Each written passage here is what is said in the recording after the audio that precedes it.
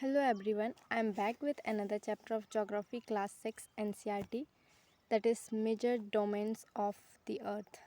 In this chapter we will read about the three main components of the environment, that is lithosphere, atmosphere and hydrosphere. So, the solid portion of the earth on which we live is called the lithosphere. In simple terms, lithosphere is nothing but a rocky solid pad which lies beneath your feet.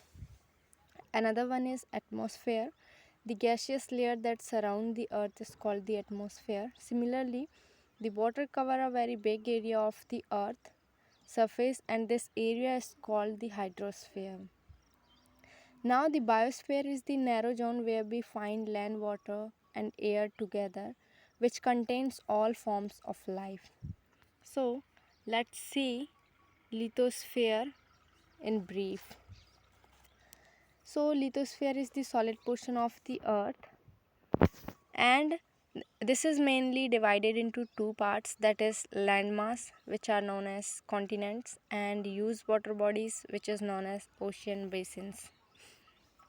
So in this page the world map is given on which various landmasses and water bodies are given. So let's come to another page. The highest mountain peak, Mount Everest, is 8,848 meters above the sea level, and the greatest depth of 11,022 meters is recorded at Mariana Trench in Pacific Ocean. So now let's see about continents in brief. So as we know that there are total 7 major continents on the earth. So these are Asia, Europe, Africa, North America, South America, Australia and Antarctica. So let's study them one by one in brief. Asia is the largest continent. It covers about one-third of the total land area of the earth. The continent lies in the eastern hemisphere, and the Tropic of Cancer passes through this continent. Asia is separated from Europe by the Ural Mountain. The next is Europe. Europe is much smaller than Asia. The continent lies to the west of Asia. The Arctic Circle passes through it, and it is bounded by water bodies on three sides. The next one is Africa. Africa is the second largest continent, and equator passes almost through the middle of this continent, and this is the only continent through which the Tropic of Cancer, equator and Tropic of Capricorn passes.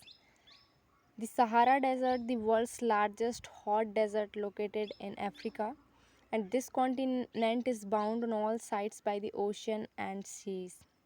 The world's largest river, Nile River, flows through Africa. The next one is North America. North America is the third largest continent of the world. It linked to the South America by a narrow strip of land called the Isthmus of Panama. Okay, understand? So the next one is South America. South America lies mostly in the southern hemisphere, which two oceans surrounded it from east and west, and the world's Andes, world's largest mountain range, runs through its length from north to south. And South America has the world's largest river, that is Amazon. The next one is Australia. It is the smallest continent that lies entirely in the southern hemisphere. It is surrounded all sides by the oceans and seas, and it is called Iceland continent. The another one is Antarctica. It is completely in the southern hemisphere. It is a huge continent. The South Pole lies almost at the center of this continent.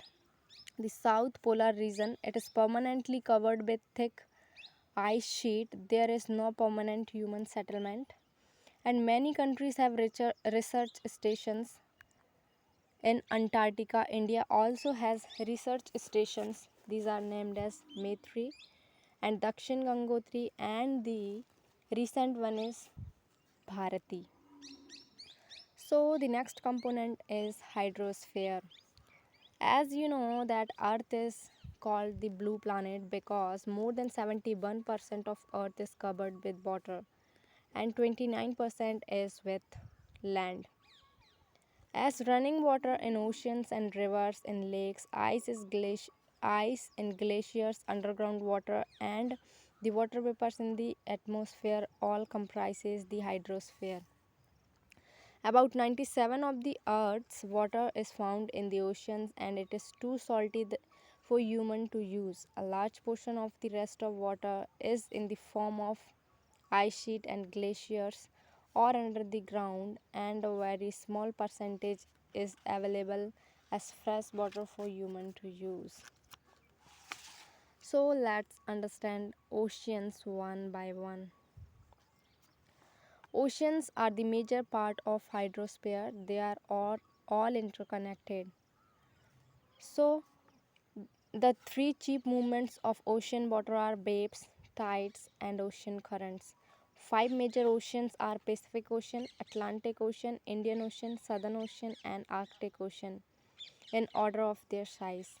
The Pacific Ocean is the largest ocean. It is spread over one third of the earth. Mariana Trench, the deepest part of the earth, lies in the Pacific Ocean. The Pacific Ocean is almost circular in shape. So the next one is Antarctica. Antarctica is the second, sorry, Antarctica, sorry, it's Atlantic Ocean. It is the second largest ocean in the world. It is ash shaped and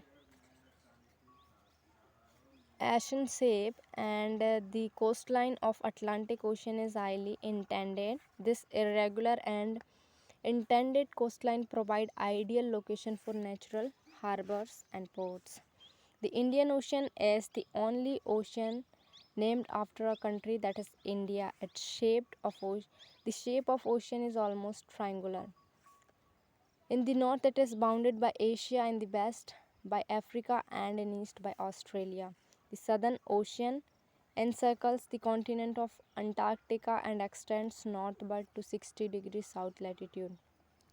And the Arctic Ocean is located within the Arctic Circle and surrounds the North Pole. It is connected with the Pacific Ocean by a narrow stretch of shallow water known as Bering Strait. It is bound by northern coast of North America and Eurasia. The another component is atmosphere. The earth is surrounded by a layer of gases called atmosphere. This thin blanket of air is an integral and important aspect of the planet. It provides us with the air we breathe and protect us from the harmful effect of sun rays. So nitrogen and oxygen, which makes up about 99% of clean dry air. Nitrogen 78% and oxygen 21%. Gases like carbon dioxide, argon, and other comprises 1% by volume. Oxygen is the breath of life, while nitrogen help in the growth of living organisms. Carbon dioxide, though present in minute amount, it is important as it absorbs heat radiated by the earth, thereby keeping the planet warm. It is also essential for the growth of plants. The density of atmosphere varies with the height. It is maximum at the sea level and decreases rapidly as we go up. So, another important thing is that temperature also decreases as we go upwards. The atmosphere exerts pressure on the earth. This varies from place to place. Some areas experiences high pressure and some areas low pressure. Air moves from high pressure to low pressure. Moving air is known as wind. This is how we see the change in the weather and storms and ETCs. The another one is biosphere, the domain of life. Biosphere is the narrow zone of contact between land, water, and air. It is in this zone that life that is unique to this planet exists. Species of species of organisms that vary in size From microbes and bacteria to use mammals, all the living organisms, including humans, are linked to each other and to the biosphere for several survival. The organisms in the biosphere may broadly be divided into the plant kingdom and animal kingdom. So, guys, this is all about this chapter. See you soon in the next video. Till then, keep study and do subscribe my channel. Thank you for watching.